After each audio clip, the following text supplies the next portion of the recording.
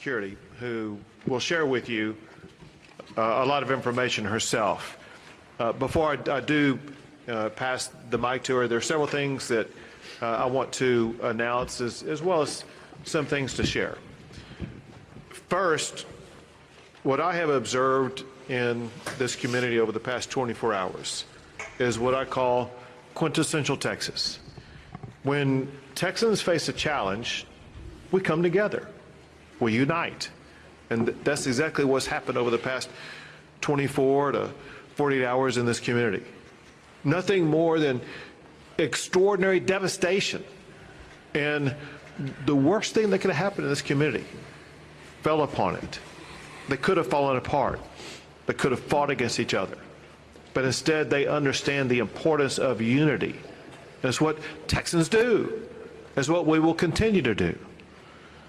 Along those lines, something else to double down on what I said last night. We will be relentless in going after and ensuring that we locate every single person who's been a victim of this flooding event. We're not going to stop today or tomorrow. We will stop when the job is completed. Between now and whenever that day arrives when the job is completed, this is a 24/7 operation, day and night, because we know that we are looking for Texans and Americans, and we put them as our top priority, and we will find every one of them. Additionally, I want to let you know that overnight, there was an increase in storm damage and rainfall and flooding in other regions of the state of Texas that were in addition to the ones that were in the disaster declaration that I made yesterday. What I'm going to sign today is an expanded disaster declaration that adds the following counties to what I signed yesterday. This disaster declaration includes Bexar County, Burnett, Caldwell, Guadalupe, Travis, and Williamson counties.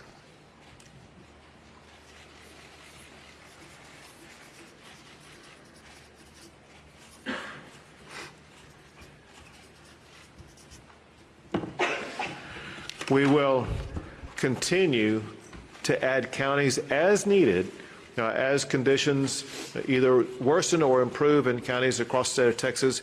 We will ensure that every asset and resource the state has is going to be made available to every county that's the subject of this disaster declaration. Also, I've had the opportunity to visit not just with Secretary Noem, but other officials in the Trump administration. We know that President Trump, he loves Texas for one. He's deeply concerned about all the families who've been affected, but also knows about the magnitude of the devastation that we're suffering. And so what I'm about to sign now is going to be the first step in a process. This document is a request for a federal disaster declaration coming from the governor to seek the immediate and ongoing help of the federal government.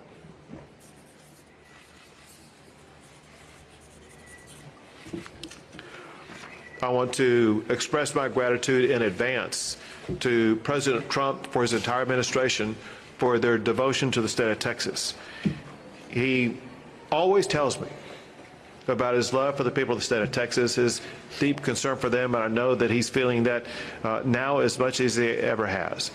And there's no better way to show that than the fact that he wanted to ensure that he and his entire administration was represented here today by Secretary Kristi Noem, to whom I would like to turn things over at this time.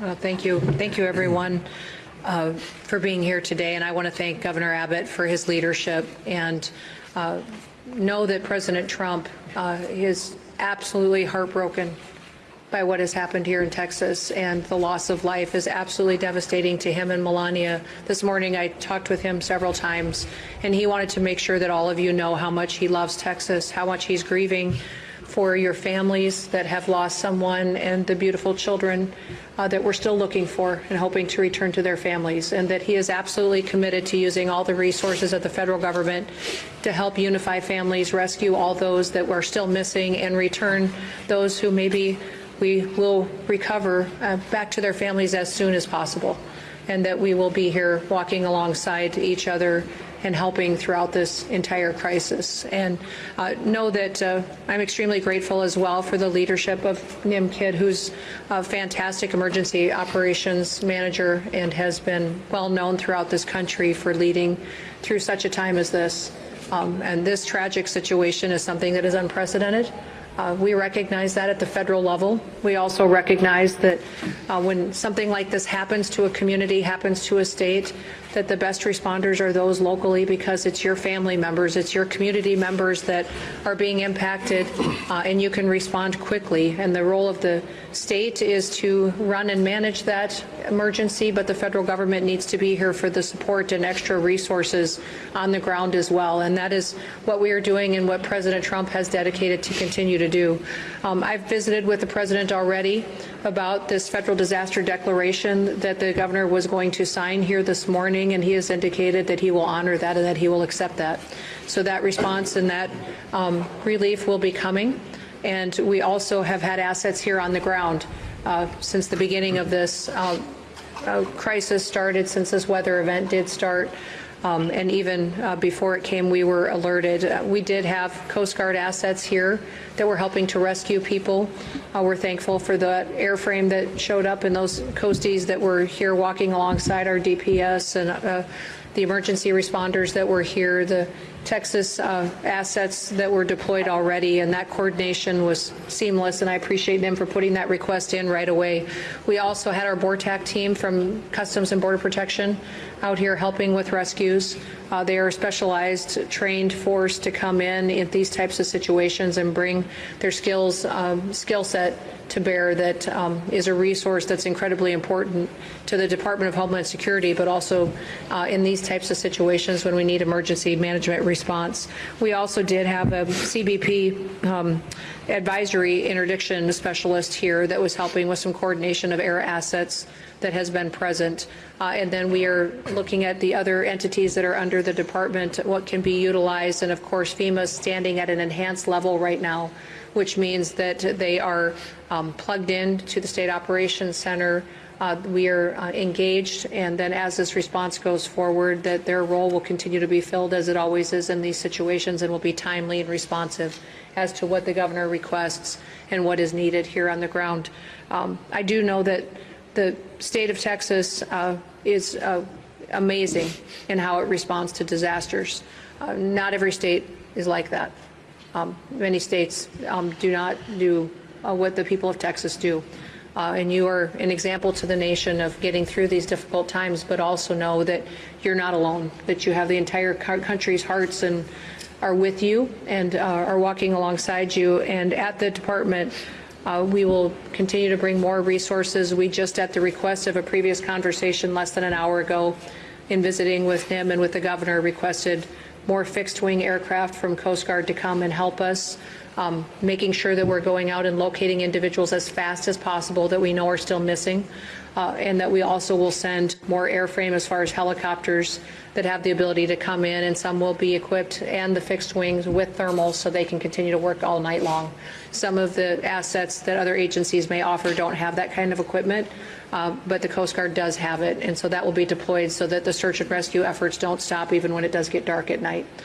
We'll continue to stay engaged, and I'll be here. I'm going to go up to the camp, Mystic, and I'm going to go around town and spend some time here today and make sure that when I am calling and talking to the president throughout the day, that he has timely information, that the requests that are coming here from the leadership on the ground are met immediately, and that we can take care of these families and take care of these folks right away. We do know the number one priority now is people, is making sure we're finding people as fast as possible and we're returning them to their families.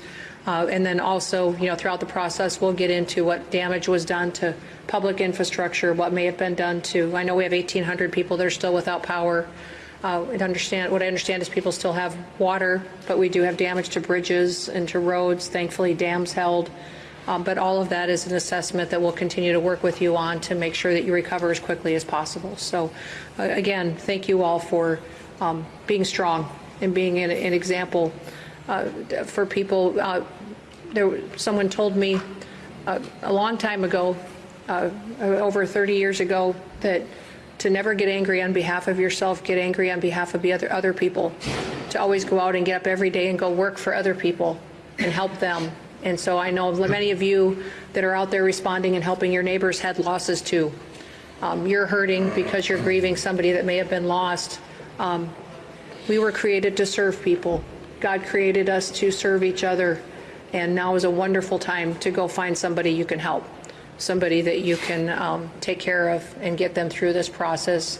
And that will make us stronger and better into the future. So our prayers are with you. President Trump wants you to know that he and Melania are praying for you and love you. And with that, I'll turn it back over to the governor. Sure. Well, thank you very much. Thank you so much for being here. Thank you for the assets and resources you and the Trump administration are providing. One thing that Secretary Noem mentioned was the fact that recoveries and rescues are being made, and what has happened over the past 36 hours is really amazing. When you look at what the local officials have done, working in collaboration with multiple state agencies as well as our federal partners, in 36 hours, they have rescued or recovered more than 850 people, some clinging to trees to save their lives, others in other precarious situations. It's just sheer heroism, the way that we've seen our first responders rescue so many people. And now I would like to turn things over to Senator John Cornyn.